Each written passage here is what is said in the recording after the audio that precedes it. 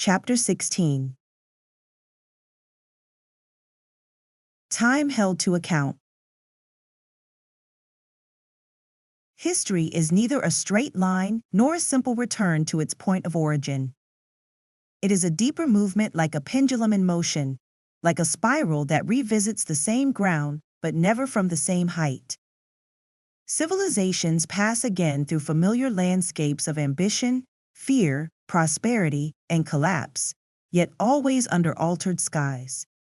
Across the centuries, thinkers have tried to decipher this movement. Each has observed time from a different vantage point, and each has grasped a fragment of truth. Taken together, those fragments reveal a larger design. Nikolai Kondratiev was the first to discern the long heartbeat of the economy. He observed that societies advance through great technological surges: steam, steel, electricity, mass production, information technology. Each innovation unleashes a wave of prosperity that lifts production, wages, and confidence. Yet every wave carries within it the seed of exhaustion.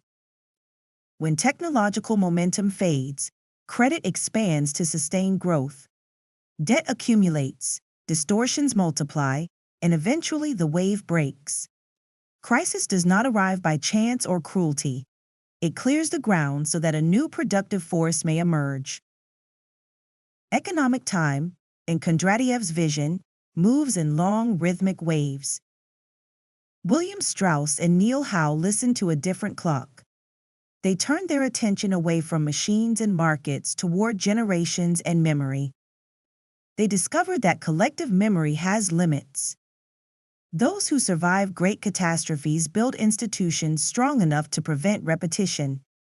Their children inherit stability and begin to question it. Their grandchildren forget why that stability was necessary.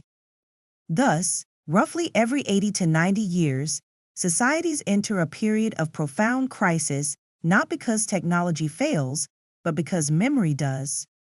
Social time, for Strauss and Howe, advances through generational succession and forgetting. Ray Dalio heard both rhythms and added a third: the cycle of power. He observed that prosperity breeds confidence, confidence breeds debt, and debt breeds inequality. As wealth concentrates, social cohesion weakens. Internal conflict intensifies while external rivals rise. When debt becomes excessive, currencies weaken, legitimacy erodes, and established orders begin to fracture. Empires are born through discipline and credit. They expand, overextend, fragment, and are ultimately replaced. Geopolitical time, in Dalio's framework, unfolds as a cycle of ascent, dominance, and succession. Yet beneath these clocks, economic, social, and geopolitical, there exists a deeper one. It does not measure productivity, generational turnover, or imperial reach. It measures responsibility. Manuel Martinez proposes that history does not move solely through material forces or psychological dynamics, but through cycles of covenant. Drawing inspiration from Genesis 47:11 and from the biblical symbolism of the numbers 4 and 7, he argues that historical time is structured in nested cycles of 28, 56, 84, 112, and 140 years. These cycles do not replace one another. They accumulate and deepen, like layers of meaning written over time. The 28-year cycle corrects. The 56-year cycle matures. The 84-year cycle tests. The 112-year cycle judges. The 140-year cycle consummates or resets. At the center stands the 84-year cycle, equivalent to a full human lifetime. It marks the passage from living memory to complete forgetting. When those who endured the last great crisis have vanished, history presents the same trial once more.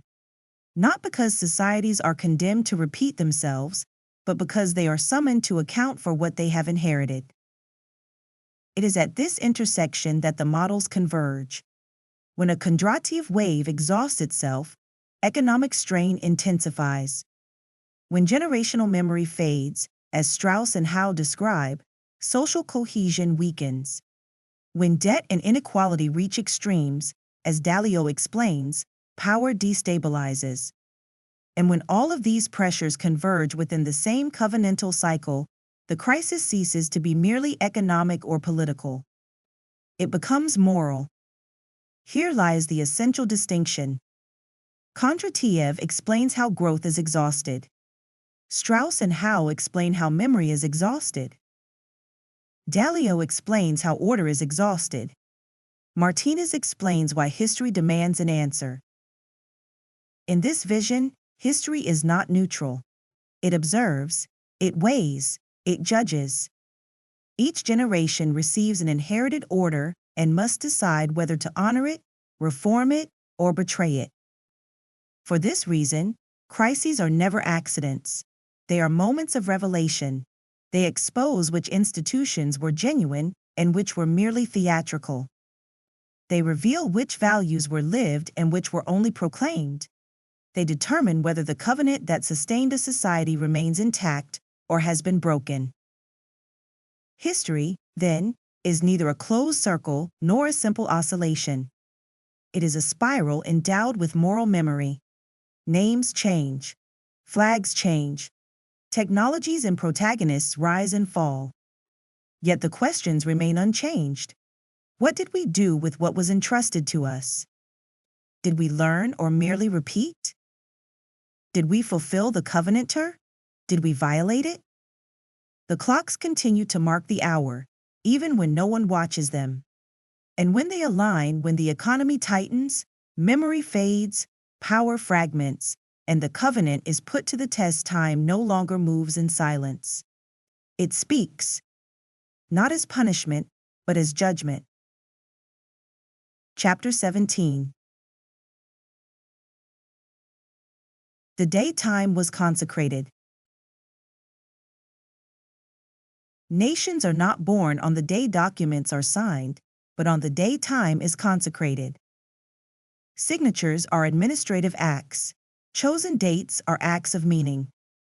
That is why the United States does not remember August 2, 1776, when most delegates actually signed the Declaration of Independence. It remembers July 4th, the day the word was spoken and time was marked. In the Bible, a covenant does not begin when the ink dries, but when the voice declares it. Let it be done, always precedes, it is done. In that same spirit, July 4th becomes something more than an anniversary. It is transformed into a historical threshold, a point where political time takes on moral form.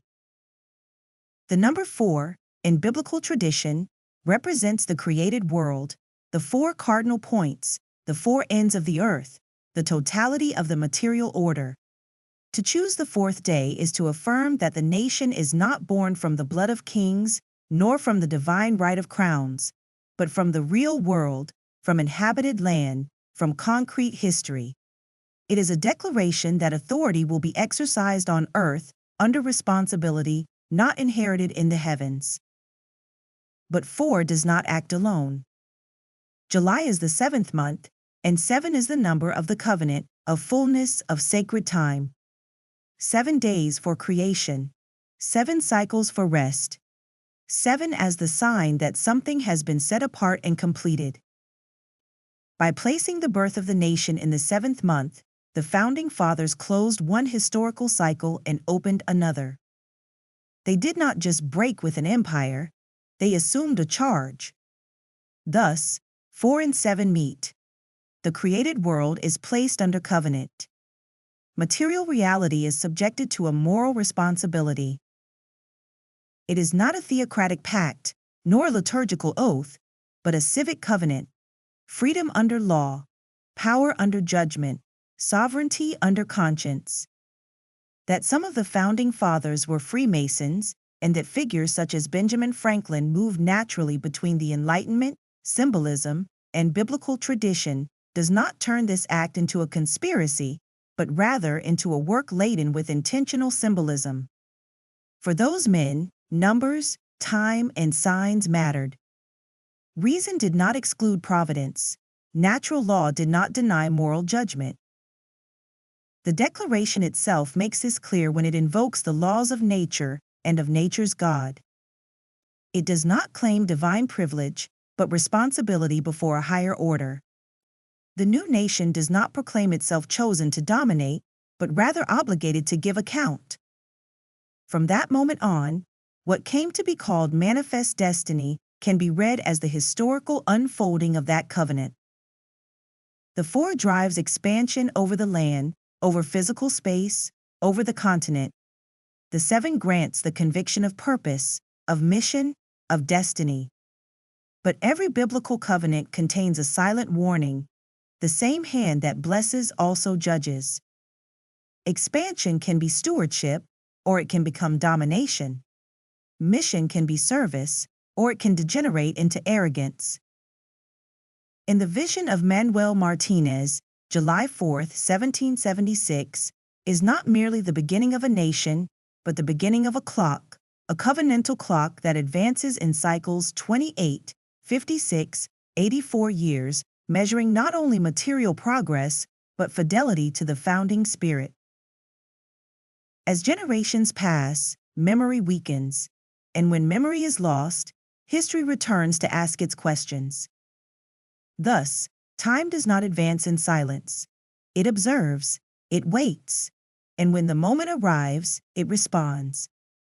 July 4th was not merely a convenient date, it was an act of symbolic alignment between the world and the covenant. A day on which a nation placed its birth under an implicit promise: power granted endures only as long as what was consecrated is remembered. Because history does not judge nations by the greatness of their beginnings, but by their fidelity to what they declared themselves to be when time was consecrated.